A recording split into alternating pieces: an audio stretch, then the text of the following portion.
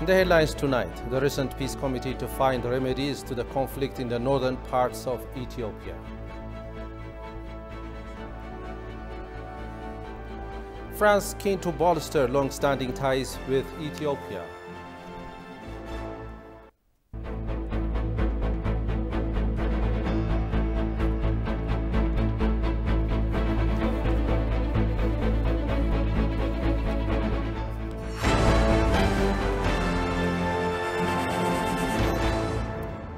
Good evening to you all. A very warm welcome to ETV News. I'm Grum Tariku. The Peace Alternative Committee, recently formed by the government to find remedies to the conflict in the northern part of Ethiopia through peaceful talks, announced that it has begun operations. Ethiopia formed the Peace Committee, putting Deputy Prime Minister Demeqe Mekonnen at its helm. In his early morning post on Twitter, a member of the Peace Committee, Redwan Hussein, disclosed that the committee has held its first meeting. Redwan added that the committee has set directions on how to conduct the peace talks within the framework of the African Union. Accordingly, subcommittees have been formed and responsibilities have been designated.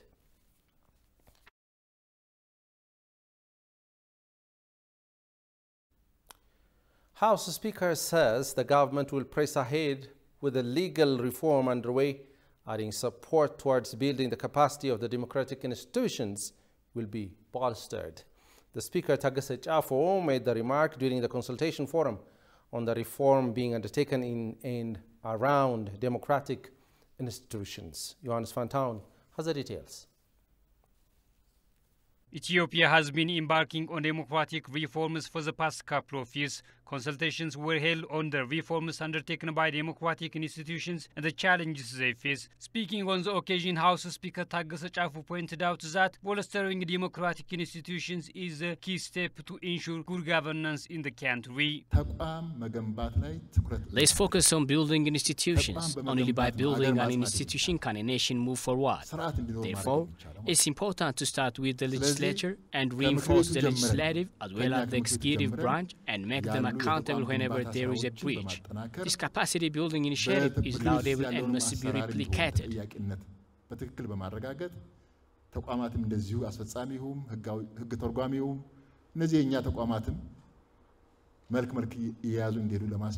Democratic institutions beginning from the parliament must be enhanced, he said, adding, and ensuring that the institutions have solid foundations is a priority. Chair of the Public Expenditure Management and Regulatory Affairs Standing Committee with the Parliament, Christian Tadele, underlined that lack of transparency and fairness in the media needs to be addressed as an institution of democracy. What has been done to ensure that the Parliament, which should oversee the executive, has actually delivered its duty? Do we have mechanisms whereby the Parliament itself is held accountable when it fails to meet the expectations of the general public?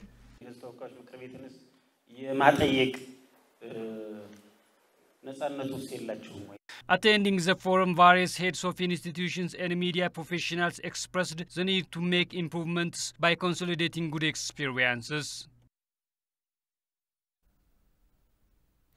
State Minister for Foreign Affairs, Burtukan Ayano, met and conferred with Israeli Ambassador to Ethiopia, Alalin Admasu, recalling the long-standing people-to-people ties between the two countries. Ambassador Burtukan highlighted the importance of scaling up the relations with various engagements. Ambassador Admasu, on his part, stressed the opportunities that the close historical ties between the peoples of Ethiopia and Israel would bring to enhance diplomatic relations between the two countries to a new level. The two also deliberated on ways of delivering efficient diplomatic and consular services, according to the Ministry of Foreign Affairs.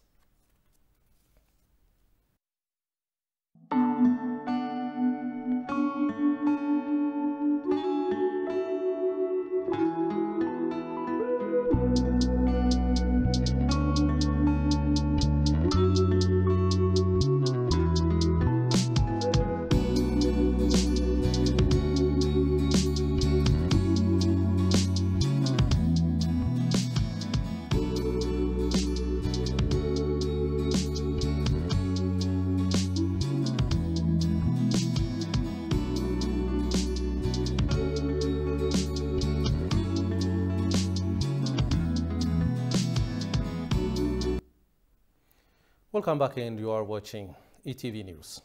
Eastern Africa Standby Force, EASF, called upon its member states to change the narration of depicting the youth as catalysts for conflict and instability in the Horn of Africa.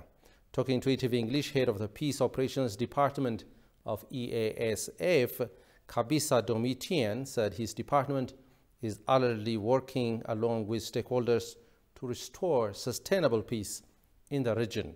Habtam Ashagre has compiled the following report.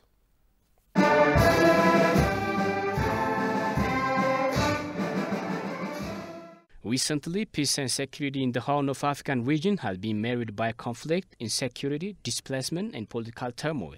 Cognizant of this development, 10 member states of the Eastern African Standby Force met and discussed ways of adopting an action plan that helps to restore sustainable peace in the Horn. Seminar, Youth for Peace. Talking to ETV English, head of the Peace Operation Department with the Eastern African Standby Force, Kabisa Domitian, said the East African Standby Force member states have set their priorities and are devoting time and energy toward restoring peace in the Horn. To sensitize the member states of Eastern Africa Standby Force, which are 10, namely Burundi, Rwanda, Uganda, Kenya, Sudan, Somalia, Djibouti, Comoros, and Seychelles. We are sensitizing them on the continental framework for youth for peace. The second one is to engage the youth in peace and security. And the last but not the least is to engage the member states to develop the national action plan related to youth and peace.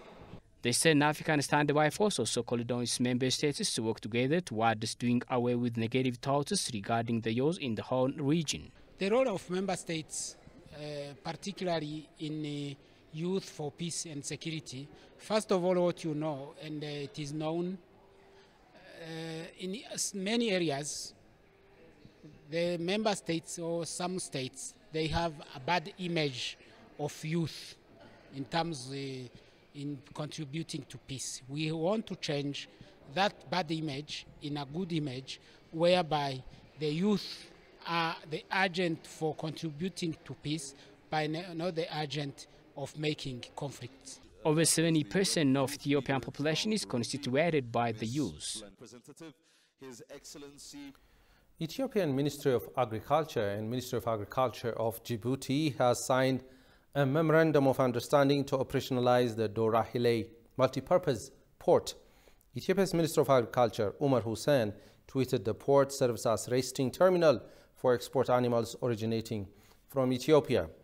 The agreement will pave the way for Ethiopia as a leading country in livestock population to effectively use its resources by exporting live animals through proper quarantine and inspection services.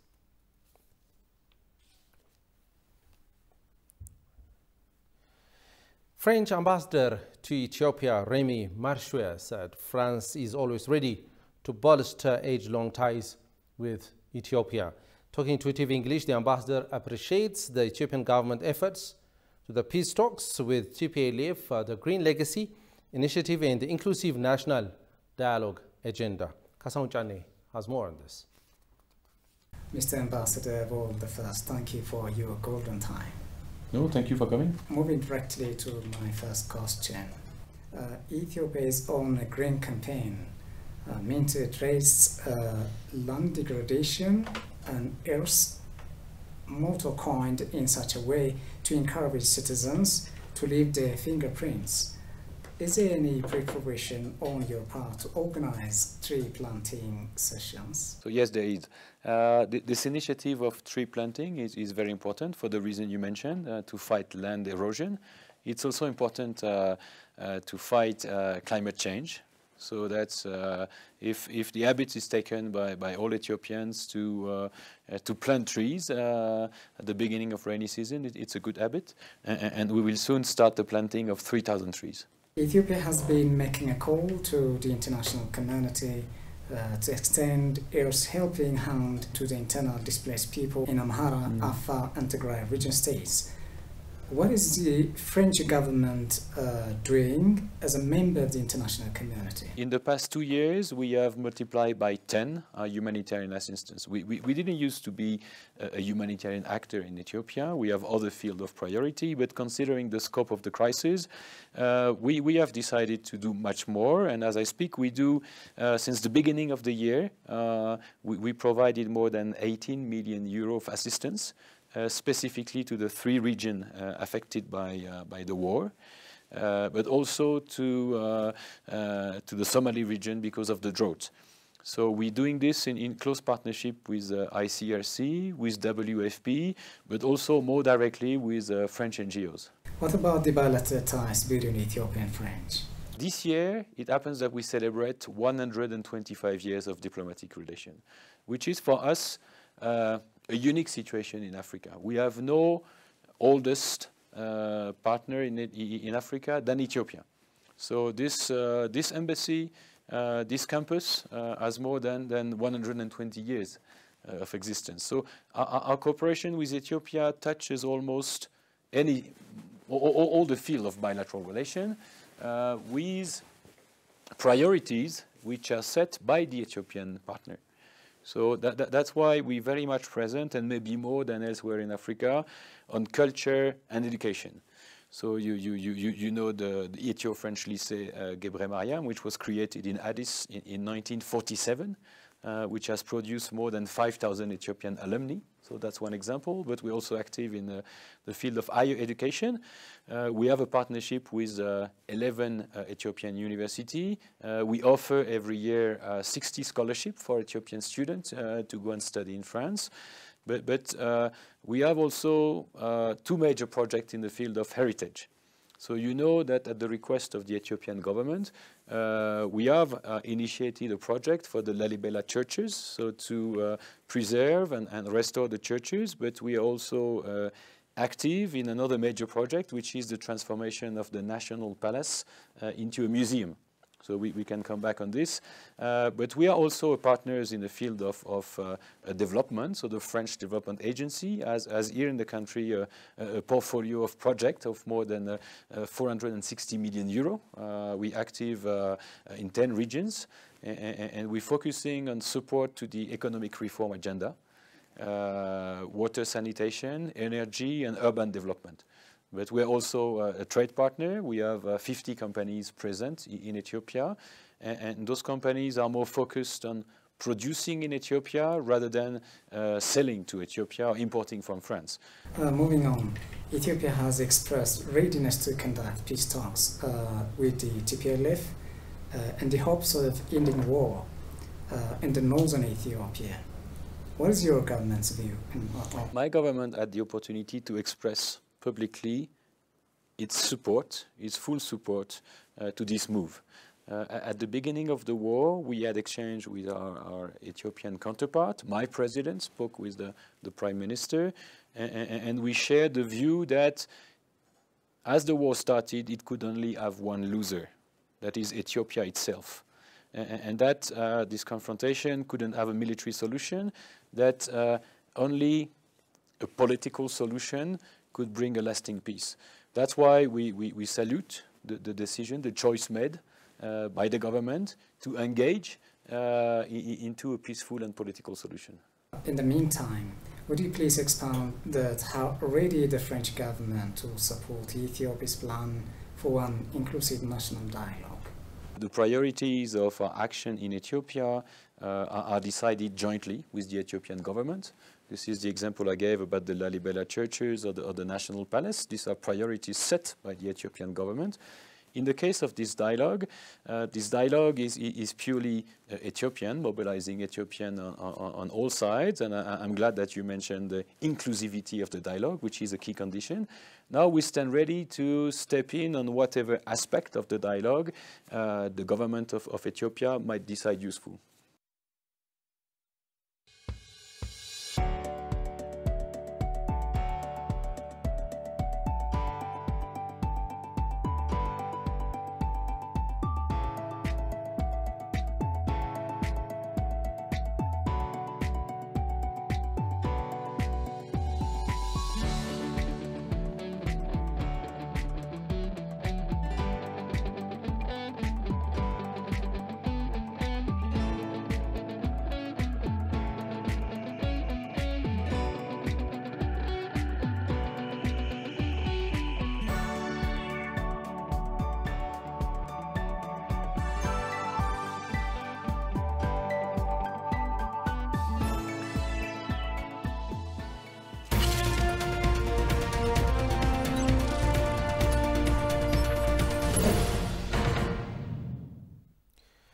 Ethiopia and Japan have signed a food aid grant agreement worth approximately $3.5 million.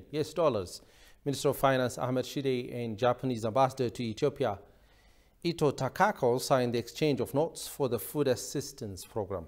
Some 2,250 tons of Japanese rice will be provided to Ethiopia through this grant aid in order to combat food insecurity in the country, brought on by various factors including drought, conflict in the north, and the growing number of IDPs. The government of Japan has been actively supporting development in Ethiopia and contributing to the improvement of people's lives through various schemes, particularly in the fields of infrastructure, agriculture, industry, education, and health.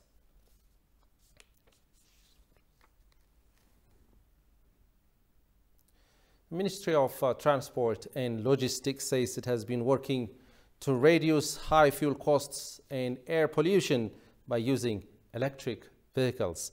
A national electric vehicle promotion program has been held today here in Addis Ababa. Goshumel So has more on this.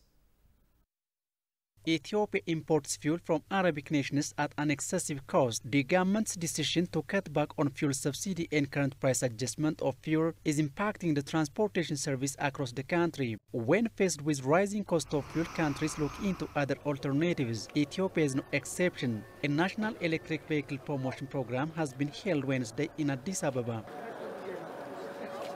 Minister of Transport and Logistics Dagmawit Moges said her ministry is working to reduce high fuel cost and air pollution by promoting the use of electric vehicles. ሀገራችን ያለባትን የነዳጅ ጥገኝነት ለመቅረፍ በተፈጥሮ የታደለችውን በተለይም የውሃ፣ የፀሐይ፣ የንፋስ እና የጂኦተርማል ኃይል ምንጭን እያደገ ከመጣው የኤሌክትሪክ ተሽከርካሪዎች ቴክኖሎጂ ጋር በማቀናጀት የሀገራችንን የነዳጅ ጥገኝነትና ለዚሁ ተግባር ሊወጣ የሚችለውን ውስን የውጭ ምንዛሪ ሀብታችንን ሁላችንም እንደምናቀው በየአመቱ በአማካይ እስከ $4 ቢሊዮን ለነዳጅ ፍጆታ እናውላለን። ይሄንን ለማዳን ብቸኛ የመውጫ መንገዳችን የኤሌክትሪክ ተሽከርካሪዎችን በማስፋፋት እና ጥቅም ላይ መዋል ነው ብለን እናምናለን። ይህንንም ለማሳካት ሚኒስቴር መስሪያ ቤታችን ለኤሌክትሪክ ተሽከርካሪዎች ልዩ ትኩረት በመስጠት ሰፋፊ ስራዎችን በማከናወን ላይ ይገኛል። According to Dagmawit, the ministry has set plans to deploy over 4,000 electric buses and 100,000 electric automobiles as part of its 10-year master plan.